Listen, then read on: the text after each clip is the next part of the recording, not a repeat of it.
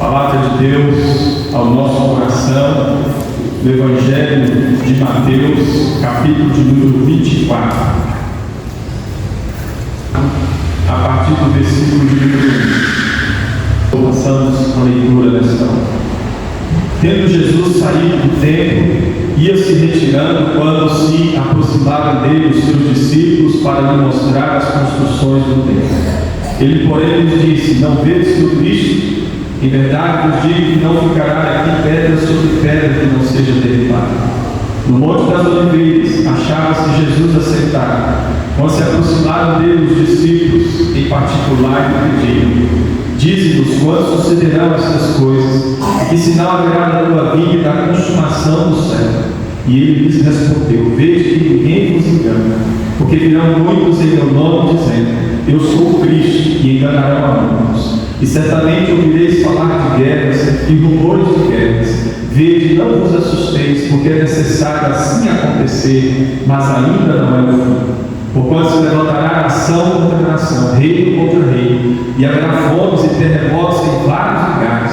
Porém, tudo isto é o princípio das dores. Então sereis atribulados e vos matarão, sereis odiados de todas as nações por causa do meu nome. Nesse tempo muitos hão de se escandalizar, trair e odiar uns aos outros. Levantar-se-ão muitos falsos profetas e enganarão a muitos. E por se multiplicar a iniquidade, o amor se esfriará de quase todos.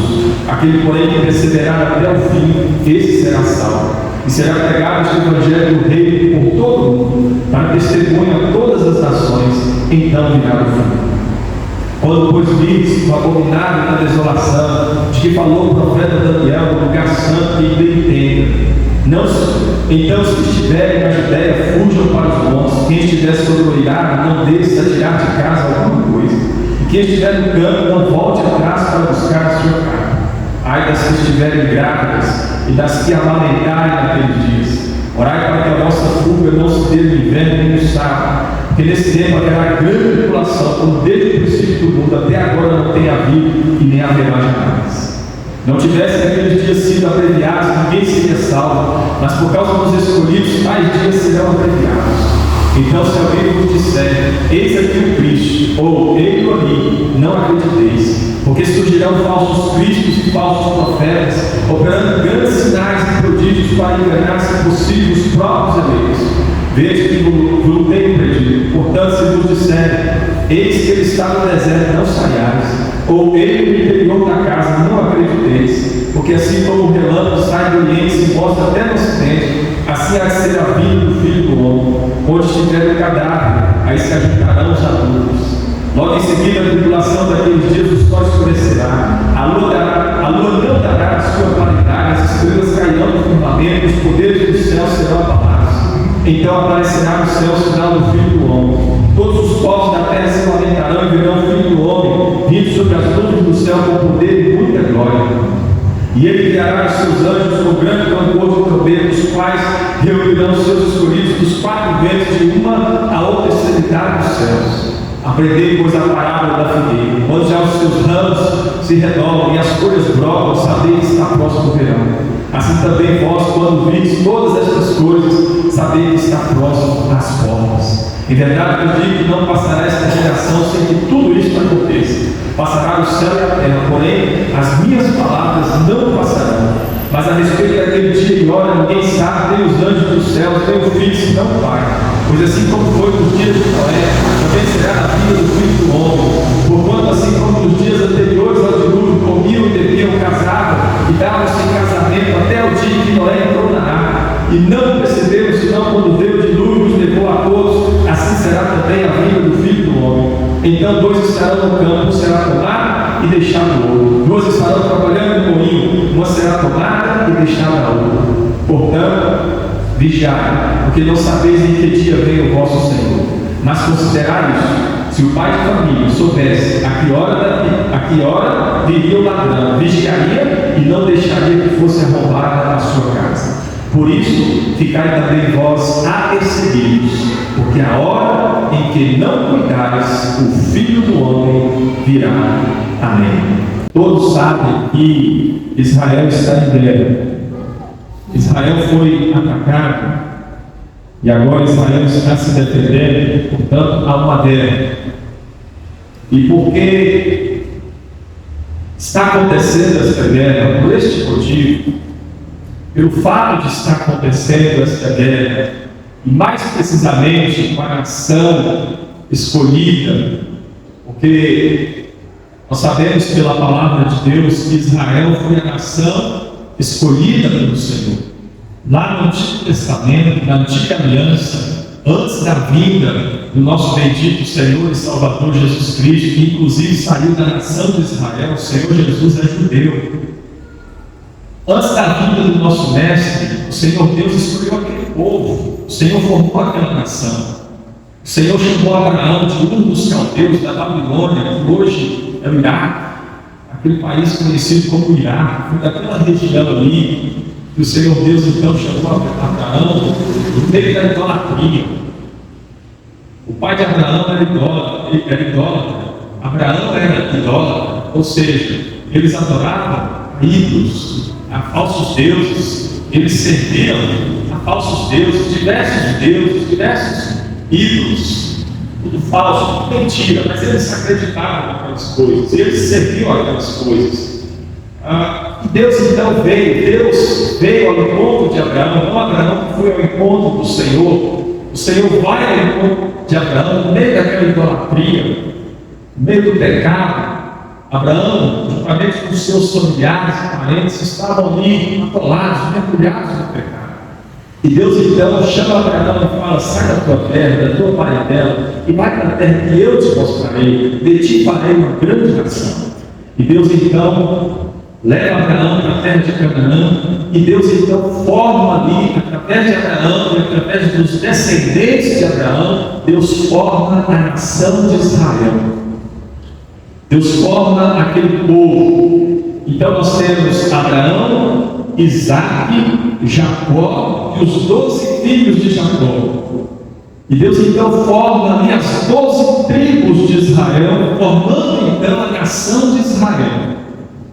Esse povo foi espalhado pelo mundo inteiro. Em alguns momentos da história, esse povo se espalhou por causa do pecado. Deus castigando o seu povo, Deus punindo o seu povo, porque o povo havia se rebelado contra Deus, se afastado de Deus. Então Deus envia ali a punição, o castigo. Deus envia outras nações, como por exemplo a Babilônia, que veio contra o povo de Deus. Deus castigando o seu povo. Inclusive nós estamos estudando isso no livro do profeta Abacuque.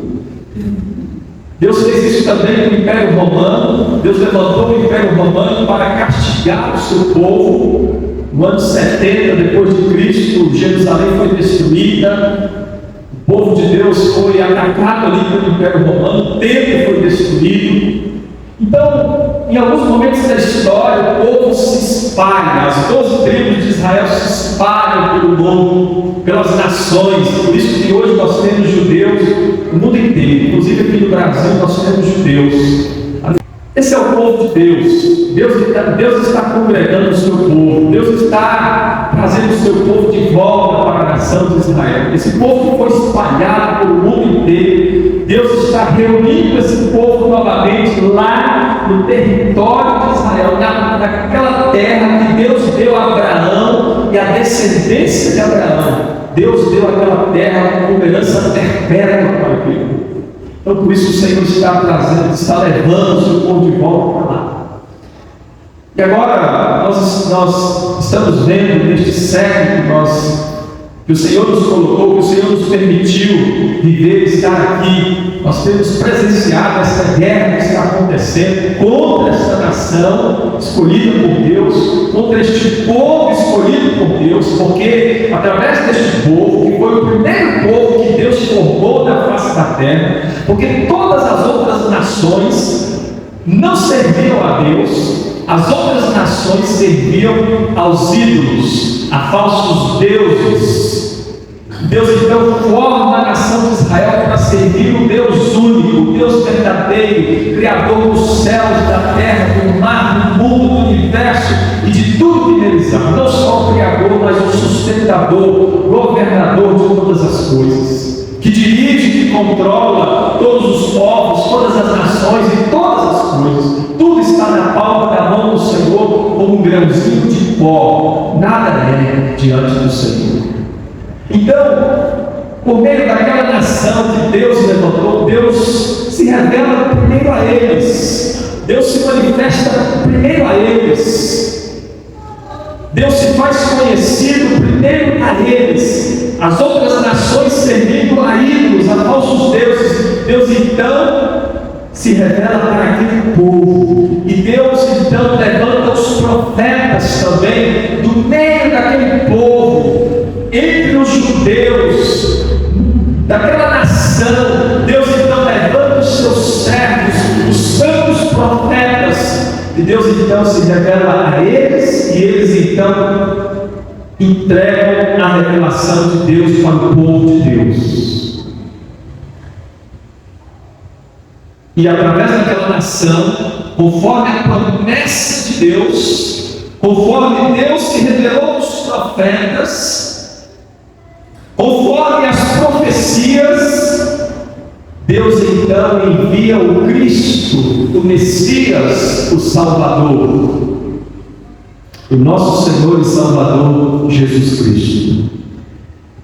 Então essa introdução é para que nós possamos entender que tudo começou ali. Tudo começa com a nação de Israel. Tudo começou com aquele povo. Dali veio a nossa salvação, dali veio a nossa libertação.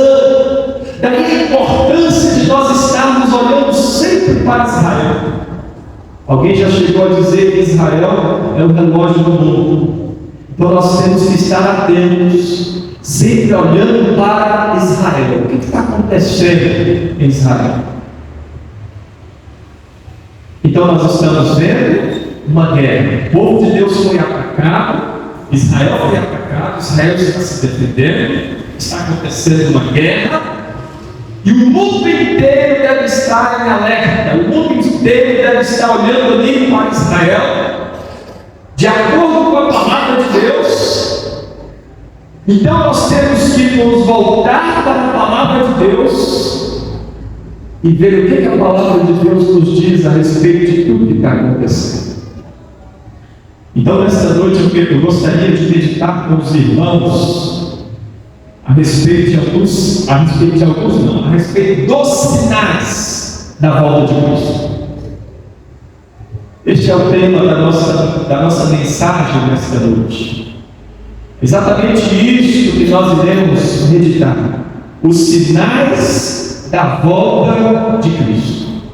A primeira coisa que nós precisamos entender neste texto aqui que nós lemos, e nós não iremos percorrer aqui verso por verso, porque o texto é bem extenso, nós lemos quase o capítulo todo.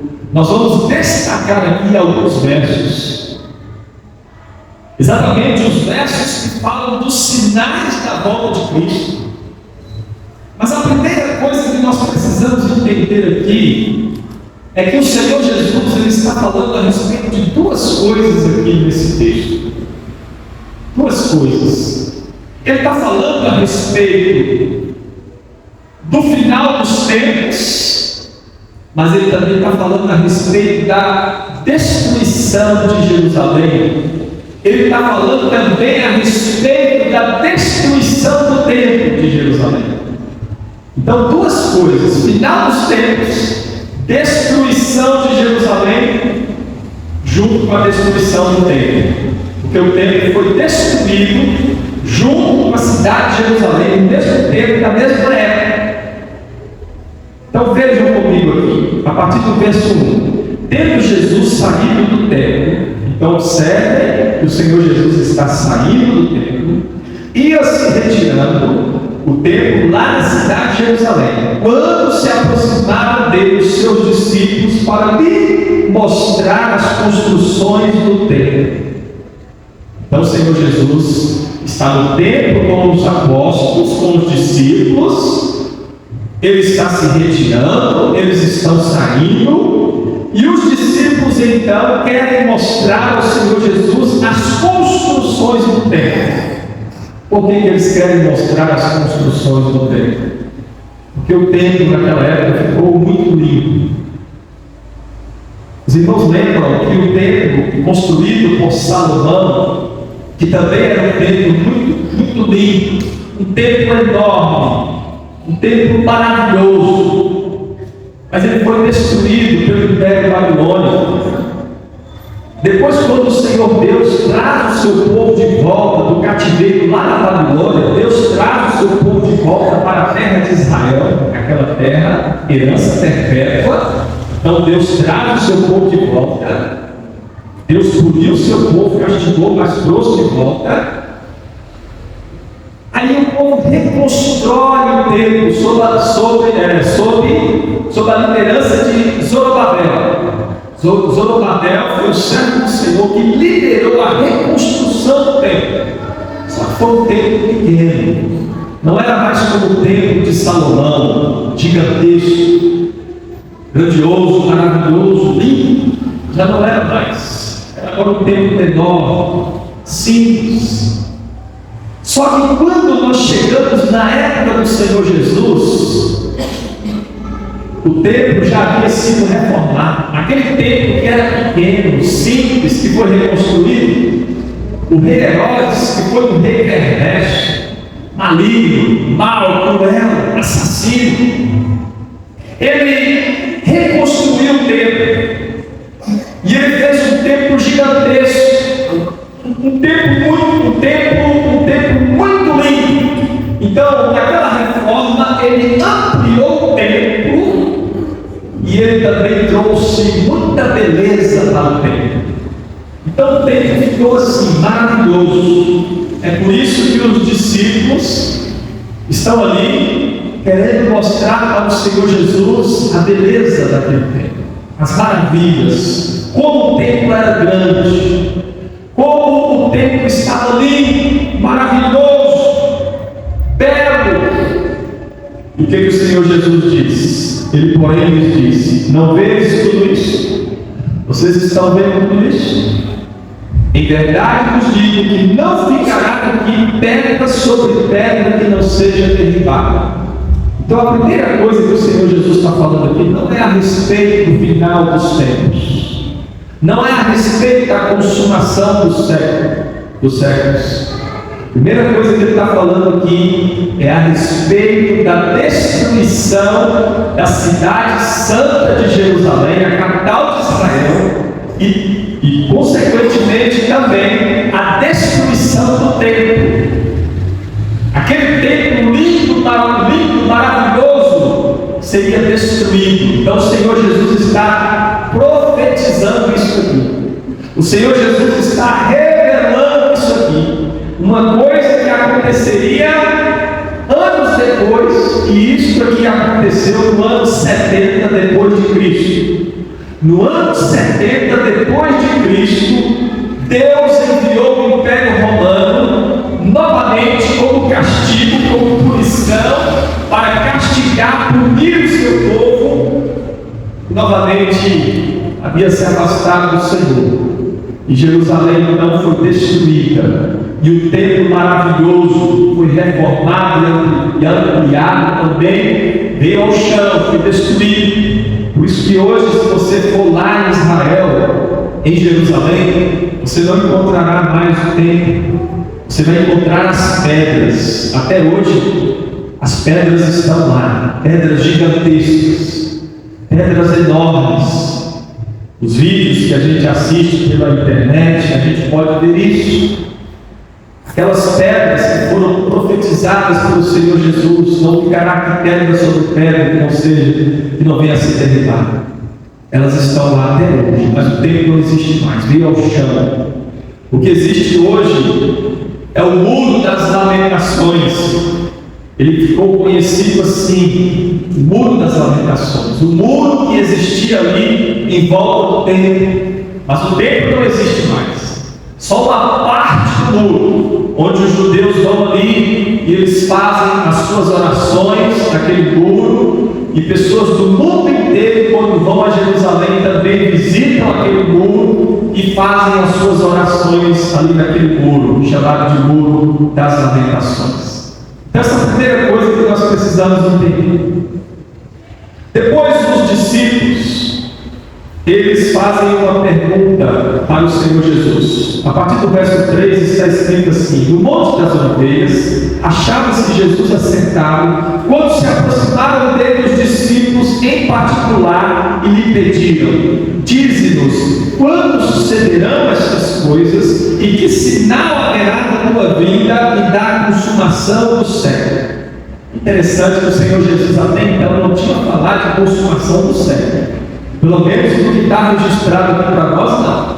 A não ser que o Senhor Jesus falou para eles lá no Monte das Oliveiras e não foi registrado para nós. Porque aqui na palavra do Senhor não está escrito que o Senhor Jesus havia falado para eles a respeito da consumação do século. O que o Senhor Jesus tinha falado até então era a respeito da destruição de Jerusalém e da destruição do templo, consequentemente. Foi isso que o Senhor Jesus falou. Então, por que eles estão falando de consumação do século, sendo que o Senhor Jesus não falou a respeito disso? Então, duas possibilidades. Ou o Senhor Jesus falou para eles lá no Monte das Oliveiras e não foi registrado para nós, ou então o Espírito Santo de Deus conduziu os apóstolos, os discípulos, para fazer esta pergunta ao Senhor Jesus, para que ficasse registrado para nós aqui a respeito da consumação do século. E aí o que o Senhor Jesus responde? O Senhor Jesus vai dizer assim: e ele lhes respondeu: vede que ninguém vos engana. Verso 4. Porque virão muitos em meu nome dizendo: eu sou o Cristo, e enganarão a muitos. Então nós começamos a ver a partir daqui nós começamos a ver então os sinais da volta do Senhor Jesus. Porque se Israel está em guerra,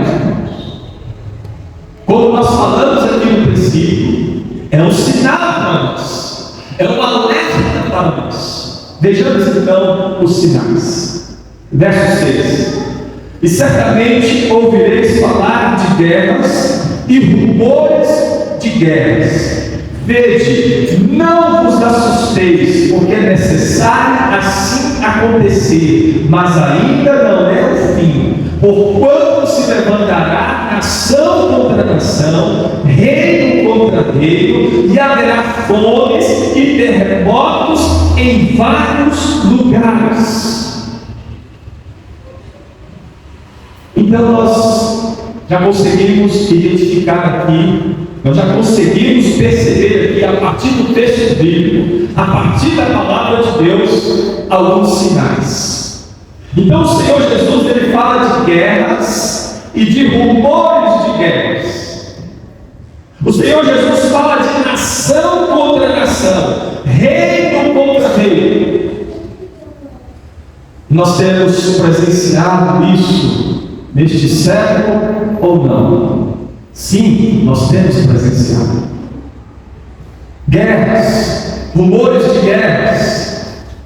Mas talvez você possa dizer: mas isso já aconteceu há tempos atrás, como por exemplo a Primeira Guerra Mundial, a Primeira Grande Guerra Mundial, a Segunda Grande Guerra Mundial. Essas coisas já aconteceram lá atrás. E o Senhor Jesus não voltou. Essas coisas estão acontecendo agora também. E talvez alguém possa pensar assim: não, o Senhor Jesus não vai voltar agora não. Já aconteceram essas guerras lá, está acontecendo agora, mas não se preocupem, porque se ele não voltou na época da Primeira Grande Guerra Mundial, se ele não voltou na época da Segunda Grande Guerra Mundial, por que ele vai voltar agora? Então, como nós falamos, está acontecendo guerras, sinais, é o que está escrito aqui na palavra de Deus, guerras, rumores de guerras, nação contra nação, reino contra reino. Agora deixa eu falar uma coisa para os irmãos. O tempo do Senhor, porventura, é o nosso? Não. O tempo do Senhor não é o nosso. O tempo de Deus é muito diferente do nosso. Deus não está limitado ao nosso tempo. Deus não está limitado a isso que nós vivemos aqui. Deus não está preso ao nosso tempo, limitado ao nosso tempo, cercado pelo nosso tempo. O tempo de Deus é totalmente diferente do nosso. Por isso que a palavra de Deus nos diz que um dia para o Senhor é como 1000 anos, e 1000 anos para o Senhor é como um dia. Não tarda o Senhor a sua promessa. Então, se o tempo de Deus é diferente do nosso, se um dia para Ele é como 1000 anos, e 1000 anos como um dia, por que eu vou ficar pensando que o Senhor não pode voltar neste tempo, neste século? Não estou dizendo que Ele vai voltar. Não estou dizendo. Eu estou dizendo que nós temos que estar alertas, porque os sinais estão aí. Os sinais estão aí por todos os lados. Nós já começamos a ver aqui os sinais. Então, se o tempo dele é diferente, por que eu vou ficar pensando? Não vou ficar preocupado com isso não. Deus vai demorar ainda. Está acontecendo guerras, mas Ele ainda vai demorar. Não é isso que a palavra de Deus diz. A palavra de Deus diz que nós temos que estar alertas.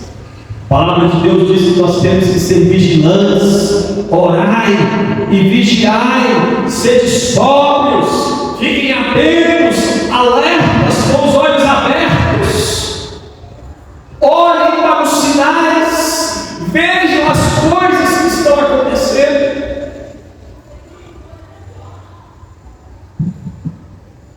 Então, meus irmãos,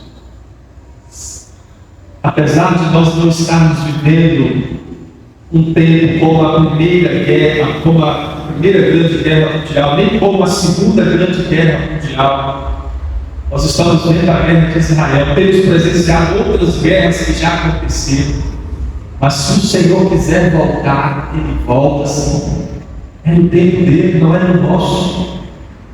Se Ele quiser voltar nesse século, volto a dizer que não estou afirmando que Ele vai voltar neste século, mas se Ele quiser voltar, Ele voltará. É no dia que Ele determinou, é na hora que Ele determinou. Nós temos apenas que ficarmos em alertas, vigilantes, olhando para os sinais e querendo a volta dEle, desejando a volta dEle. Não é ficar pensando assim, não, Senhor, não volta agora não, deixa para voltar depois, deixa eu fazer isso, deixa eu fazer aquilo primeiro. Não, irmãos, nós temos que querer a volta de Cristo, porque estar com Cristo, estar com o Senhor Jesus na Nova Jerusalém, é vida eterna, sem morte, sem enfermidade, sem doença, sem os problemas deste mundo, sem a tribulação, sem a angústia, sem a aflição, sem o sofrimento, sem as adversidades, para sempre com o nosso Mestre, desfrutando as maravilhas, as belezas, as grandezas da Nova Jerusalém com Cristo. Não tem nada que pode ser comparado com isso. Sem fim, para sempre, eternamente. Então nós temos que desejar isso, ansiar por isso. Ter Cristo conosco para sempre ali na Nova Jerusalém. E o Senhor Jesus ainda fala a respeito de mais sinais. Ele fala que haverá fomes e terremotos em vários lugares. Em outro evangelho, no evangelho de Lucas fala também a respeito de epidemias. Então, mas essas três coisas, fome, terremoto e epidemias. E porventura essas coisas não têm acontecido acontecido também neste século, meus irmãos? Sim, essas coisas têm acontecido. Olha para os países da África, tantas crianças passando fome, tantas famílias que não têm o que comer, pessoas que muitas vezes têm a refeição uma vez por dia, uma única vez a refeição, e pessoas que levantam e passam a manhã inteira sem comer nada, só para comer na hora do almoço, muitas vezes não tem a janta. Tem pessoas que não têm nada, que passam o dia inteiro sem comer nada. Os países pobres da África, não só na África, aqui também nos países latino-americanos, aqui, os países aqui desse continente que nós vivemos, desta região que nós vivemos, os países pobres da América Latina, também tantas famílias, tantas pessoas passando fome, necessidade. Aqui mesmo no Brasil, famílias que passam fome. Esses dias nós falamos a respeito de famílias pobres aí no estado do Maranhão. Uma criança chorando para ter farinha com café para comer, porque não tinha, e a criança então estava chorando, pedindo ao seu pai um pouco de farinha para colocar no café e comer. E o pai não tinha farinha para dar para a criança. Então a fome está aqui no nosso país, neste país chamado Brasil. Terremotos, temos presenciado também os terremotos em vários lugares do mundo. Acaba a onda, daqui a pouco, passa pouco tempo, nós ouvimos a notícia de outro terremoto que aconteceu em outro lugar. Então terremotos em vários lugares, epidemias também, doenças, meus irmãos, enfermidades. Nós vivemos a pandemia, que é mais, ela tem um alcance global, a epidemia é mais local. E a pandemia, ela tem uma abrangência maior, mas tudo está no mesmo pacote ali, está bem próximo, bem junto. Então nós vivemos recentemente a pandemia da Covid, que inclusive afastou muitas pessoas da igreja. Quantas pessoas que deixaram de vir a igreja? Lá no estado de São Paulo, o irmão visitou uma igreja lá, uma igreja enorme, tinha ali a parte de baixo, tinha mais 3 ou 5 galerias, que eu não me lembro aqui agora, que ele me falou, e tudo lotado, embaixo das galerias, antes da pandemia. Depois da pandemia ele voltou lá, e ele disse que não tinha 100 pessoas na igreja, num culto de domingo à noite. Então, pandemias, epidemias, doenças, enfermidades, pestes do mundo inteiro surgindo. Nós presenciamos isso, nós vivemos isso em pouco tempo. Tivemos que ficar trancados em casa. Tantas pessoas morreram. Sinais da volta de Cristo, sinais do fim dos tempos, sinais da consumação do século. Porém, tudo isso é o princípio das dores, nos diz o Senhor Jesus. Aí no verso 10 ele diz: nesse tempo, muitos hão de se escandalizar. É um sinal também. Verso 10: muitos hão de se escandalizar. O que é escandalizar? É o crente, é aquele que está na igreja. Aquele que está na igreja se entregando ao pecado. Aquele que está na igreja dando mau exemplo. Aquele que está na igreja cometendo um fato imoral, revoltante. Então, novamente eu pergunto: nós temos presenciado isso ou não temos? Sim, no mundo inteiro, em todas as igrejas, em todas as denominações, pessoas que estão dentro das igrejas, fazendo escândalo, se entregando ao pecado, dando mau exemplo, cometendo coisas imorais, revoltantes, repugnantes. Como que a pessoa está dentro da igreja e está fazendo uma coisa dessa? Escândalo. Nós temos presenciado isso, sinal da volta de Cristo. Muitos também hão de trair e odiar uns aos outros, trair e odiar uns aos outros. Então pessoas também dentro das igrejas, traindo uns aos outros, dizem que são irmãos, mas estão traindo e não estão amando, pelo contrário, estão odiando uns aos outros, mas estão dentro das igrejas. Nós temos visto isso ou não? Sim, temos visto. Infelizmente. Mas nem todo aquele que está dentro da igreja é de fato um crente no Senhor Jesus. Nem todo aquele que está dentro de uma igreja de fato é um cristão salvo, transformado. Na igreja nós temos salvos e perdidos, o trigo e o joio. O trigo é o salvo, o crente verdadeiro no Senhor Jesus, lavado e purificado no sangue do Senhor Jesus, perdoado pelo Senhor Jesus.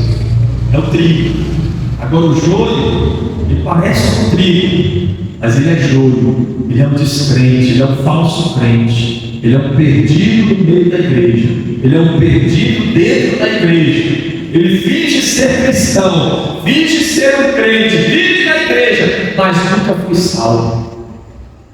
Está perdido, debaixo da ira de Deus. Se morrer assim, sem se arrepender, sem haver conversão verdadeira, sem haver arrependimento verdadeiro, vai ser lançado no lago de fogo pelo próprio Senhor Jesus. Naquele dia não vai ter graça, não vai ter misericórdia. Graça é agora, misericórdia é agora, salvação é agora. Aquele dia vai ser dia de julgamento, de juízo, de condenação, de sentença. Então, muitas pessoas fazendo isso, traindo, odiando uns aos outros, sinais da volta do Senhor Jesus. Não se espante, é o que está escrito aqui no verso 6. Vede, não vos assusteis, porque é necessário assim acontecer. Todas estas coisas, elas têm que acontecer, elas vão acontecer, elas estão acontecendo. Não vos assusteis. Não é para a gente ficar assustado, não. É para a gente ficar em alerta, atento. Jesus está voltando. Sinais da volta do Senhor Jesus. Oh, glória a Deus. Maranata, agora vem, Senhor Jesus. Infelizmente, muitos estão agindo de forma errada, mas está escrito na palavra que isso vai acontecer. Então, neste capítulo aqui de Mateus 24, nós temos coisas que já aconteceram, coisas que estão acontecendo e coisas que ainda vão acontecer. Essas três coisas: passado, presente e futuro. E aí o Senhor Jesus ele continua dizendo ainda a respeito de mais sinais, que ele fala assim: levantar-se-ão muitos falsos profetas e enganarão a muitos. Mais um sinal: os falsos profetas. Os falsos profetas também sempre existiram. Lá no Antigo Testamento também tinha falsos profetas. Na época do Senhor Jesus tinha falsos profetas. E neste tempo, neste século em que vivemos, também há falsos profetas. E é um sinal. O falso profeta é aquele que finge ser um mensageiro do Senhor Jesus, que finge levar a palavra de Deus, que finge transmitir a palavra do Senhor Jesus, mas não é palavra de Deus, não é palavra do Senhor Jesus, é palavra dele mesmo. Não é a vontade de Deus, é a vontade dele mesmo. Ele não está ali agradando a Deus, ele está agradando aos homens. O falso profeta, o desejo dele é agradar as pessoas, agradar os homens. E quantos falsos profetas nós temos por aí? Falsos pastores, falsos mestres, falsos bispos, falsos presbíteros, falsos profetas que estão aí nas diversas igrejas, dizendo que são homens de Deus, mas na verdade não tem nada de Deus, estão longe do Senhor Jesus. E como E a palavra do Senhor Jesus vai se cumprir para esses falsos profetas naquele dia, quando o Senhor Jesus então estiver julgando o mundo inteiro. E pessoas vão chegar diante do Senhor Jesus dizendo assim: mas eu fiz isso em teu nome, eu profetizei em teu nome. Olha o falso profeta: eu profetizei em teu nome, eu preguei em teu nome, eu curei em teu nome, eu expulsei demônio em teu nome. O Senhor Jesus vai dizer o que para eles? Afastai-vos de mim, malditos, afastai-vos de mim, eu não vos conheço, eu não vos conheço. Então o Senhor Jesus não conhece esses falsos profetas que estão por aí. Eles são servos dos homens, não de Deus, fazem a vontade dos homens, não de Deus, agradam aos homens e não a Deus, trazem a palavra dos homens e não a palavra de Deus. Infelizmente, muitas pessoas seguem esses falsos profetas, multidões e multidões. O Evangelho de Cristo, ele é para poucos. Por que eu falo que o Evangelho de Cristo é para poucos? Porque nem todos querem obedecer ao Senhor Jesus. Nem todos querem se curvar ao Evangelho, aos ensinos, aos mandamentos, às ordenanças do Senhor Jesus. As pessoas querem agradar a si mesmas, agradar o coração delas, satisfazer a carne, o eu delas. É isso que as pessoas querem, né? Mas para seguir a Cristo tem que ter renúncia. Por isso que o Senhor Jesus disse que o caminho é estreito, o caminho da salvação é estreito, poucos se acham nele. Agora o caminho da perdição ele é largo, ele é espaçoso, e há multidões e multidões nesse caminho. Os falsos profetas, que são guias cegos, que estão guiando também multidões de cegos, eles estão lá, né, guiando essas multidões, essas pessoas. Então os falsos profetas também, eles constituem um sinal, né? Levantar-se-ão muitos falsos profetas que enganarão a muitos. Isso está acontecendo no nosso tempo, no nosso século. Muitos estão sendo enganados. E por se multiplicar a iniquidade, o amor se esfriará de quase todos. A iniquidade aqui nós podemos pensar em dois sentidos: a iniquidade no meio do povo de Deus e a iniquidade lá fora também, fora da igreja, fora do povo de Deus. A iniquidade lá fora sempre teve e ela está só crescendo, aumentando, multiplicando cada vez mais. E vai ser assim, vai continuar assim. Mas a iniquidade também no meio da igreja, no meio do povo de Deus. E a palavra de Deus está dizendo que por se multiplicar a iniquidade, o amor se esfriará de quase todos. O amor entre os irmãos, o amor que nós devemos ter uns para com os outros, isso está se esfriando, meus irmãos. O Senhor Jesus disse que nós devemos amar uns aos outros como Ele nos amou. Ele nos amou dando a vida dele por nós, morrendo em nosso lugar. Então é assim que nós devemos amar uns aos outros. Se preciso for, se necessário for, nós temos que estar dispostos a morrer uns pelos outros, em amor uns aos outros. Mas esse amor está se esfriando, é cumprimento da palavra.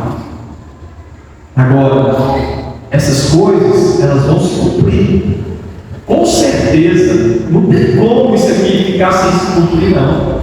O amor vai se esfriar de quase todos. Agora, que não venha se cumprir na minha vida, que não venha se cumprir na sua vida. A palavra vai se cumprir, porque a palavra de Deus é a verdade. Agora, devemos orar ao nosso Deus e pedir que o Senhor nos livre para que estas coisas não venham se cumprir em nós, meus irmãos. Para que o amor não venha se esfriar em nós. O amor esteja ardente em nós, em nosso coração.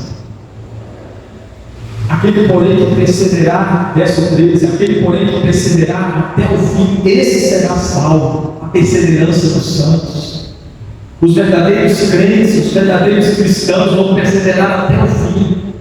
Quem é que vai perseverar até o fim? É o crente verdadeiro, salvo no Senhor Jesus. ele vai passar por todas essas coisas, mas ele vai perseverar, ele vai continuar.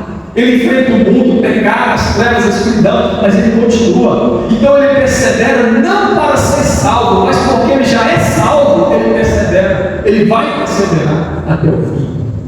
Então não é a perseverança que salva ninguém, não. Quem salva é Cristo. Mas o verdadeiro salvo, porque ele já é salvo, porque Cristo já salvou ele vai perseverar até o fim. E será pregado este Evangelho do Reino por todo o mundo para testemunhar a todas as nações, e então virá o fim. Então nós perguntamos: será que o Evangelho já não foi pregado no mundo inteiro? Meus irmãos, eu fico pensando e parece, eu acho que o Evangelho já foi pregado no mundo inteiro. A palavra de Deus está dizendo: será pregado este Evangelho do Reino por todo o mundo para testemunhar a todas as nações, e então virá o fim. Parece que o Evangelho já foi pregado. Eu fico pensando nisso. Será que não já foi? Parece que sim. Prosseguindo aqui, agora para o verso 33, chegando ao final. Verso 33. Assim também vós, quando vides todas estas coisas, sabei que está próximo às portas. Então o próprio Senhor Jesus, ele está dizendo para nós aqui. O próprio Senhor Jesus está dizendo para nós que nós devemos ficar em alerta, ser vigilantes, vigiar e orar, para não sermos pegos de surpresa. Assim também vós, quando vedes todas estas coisas, todos estes sinais do fim dos tempos, sabei que está próximo às portas, sabei que o Senhor Jesus está próximo, Ele está às portas. Agora, pulando para o verso 35, aliás, verso 36.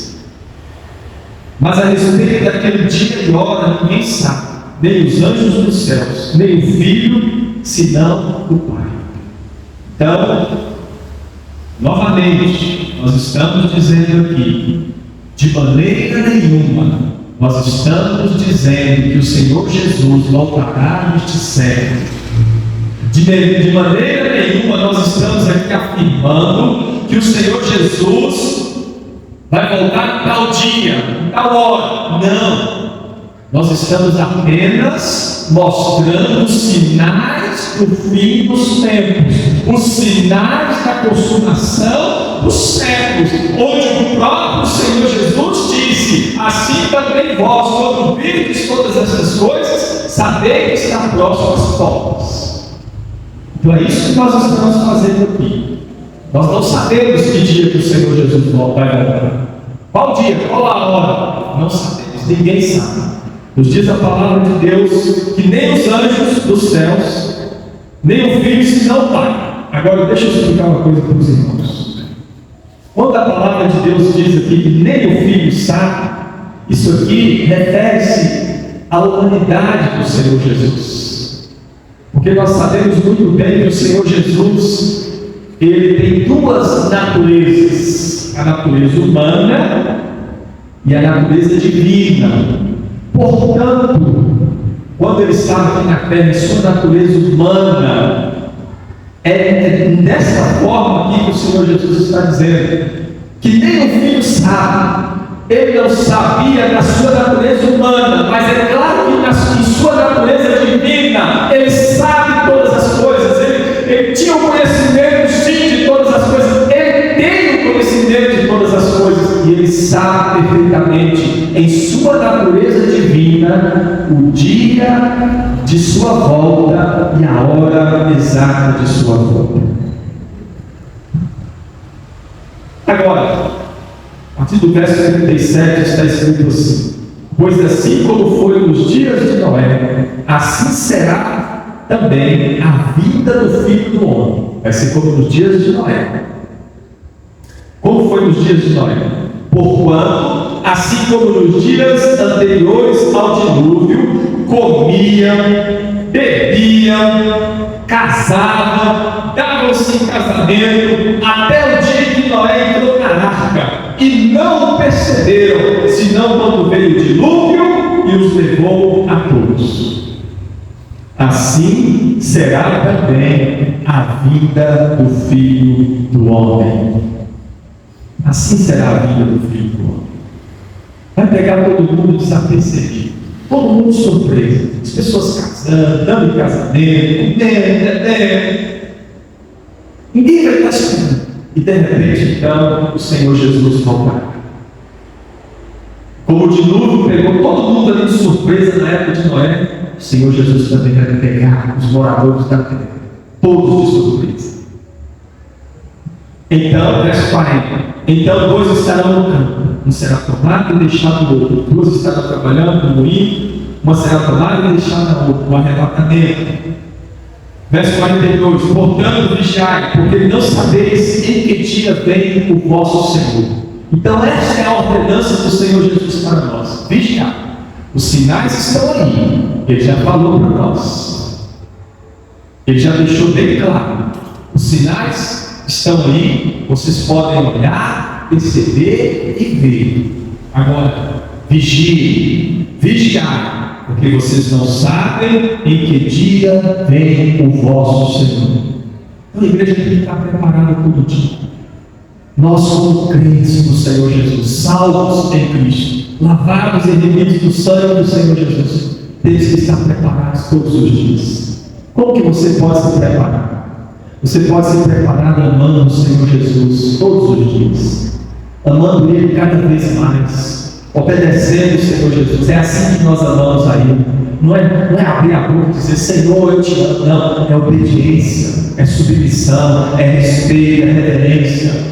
É nos curvar diante dele, nos curvar diante da palavra dele e obedecer o que ele nos manda fazer aqui na palavra, obedecer as suas ordens, os seus mandamentos, as suas ordenanças, as suas doutrinas, os seus ensinos, aguardar as suas promessas. É isso que nós temos que fazer, ler a palavra de Deus, conhecer a palavra do Evangelho, viver, praticar, obedecer, cumprir, aguardando assim o aparecimento do Senhor Jesus, aguardando a volta dele. É assim que nós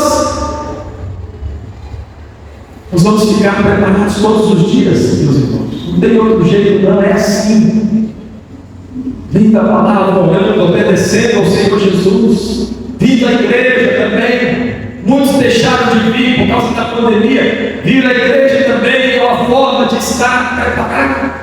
E seguir que é igreja, ficar em casa não é igreja, não. Igreja é ajuntamento, é congregação, é assembleia, é multidão, é reunião, o ajuntamento solene do povo santo de Deus. Assim nós estamos nos preparando para a volta do Senhor Jesus, porque aqui a gente ouve a palavra, aqui nós somos repreendidos, exortados, chamados a atenção, consolados e confortados, ensinados mediante a pregação, a exposição da palavra santa do Senhor. E aí nós somos santificados, a gente vai deixando o pecado para trás e obedecendo o Senhor Jesus cada vez mais. O último verso, 44. Por isso ficai também vós apercebidos, porque a hora em que não cuidais, o Filho do Homem virá. Aliás, eu falei o último, mas esqueci, tem só mais um aqui, verso Lucas capítulo 21, coloca aqui para nós, por favor. Lucas 21, 28. Lucas capítulo 21, verso 28. Coloca aqui para nós, por favor, para a gente ler e encerrar. Ora, quando essas coisas começarem a acontecer, exultai e levantai as vossas cabeças, porque a vossa redenção se aproxima. Então, quando essas coisas, esses sinais começarem a acontecer, estiverem acontecendo, exultai, ou seja, alegrar. Não é para ficar triste, não, é para ficar alegre, exultar, alegria, júbilo, prazer, contentamento. Por quê? Porque o nosso mestre está voltando para nos buscar. É o dono da igreja, é o noivo que vem buscar a noiva, o Senhor da igreja, aquele que deu a vida dele para nos resgatar, nos comprar com o sangue dele. Ele está voltando para nos buscar e nós vamos abraçar ele, estar com ele para sempre, porque a vossa redenção se aproxima. Meu irmão, vamos deixar o pecado. Vamos deixar o pecado para trás. Quem está vivendo uma vida de pecado é tempo de arrependimento. É tempo de conversão verdadeira, de verdadeiro arrependimento. Não é tempo de ficar brincando, não. Não é tempo de brincar de ser crente, não. Não é tempo de brincar de vir à igreja. Não, é ser crente de verdade, ser cristão. Esse tempo nos chama para isso, para um compromisso ainda maior. Tempo difícil, é tempo difícil, mas é tempo de mais compromisso, de mais joelho dobrado, de mais oração, de mais leitura da palavra, de mais obediência, esperando a volta do Senhor Jesus. Que Deus nos abençoe. Arrependa-se, volte para o Senhor Jesus. Quem tiver no pecado, faça isso. Eu rogo, eu imploro pelas misericórdias do Senhor Jesus. Arrependa-te do teu pecado e volte ao Senhor Jesus. Que todos nós façamos assim, em nome do Senhor Jesus. Amém.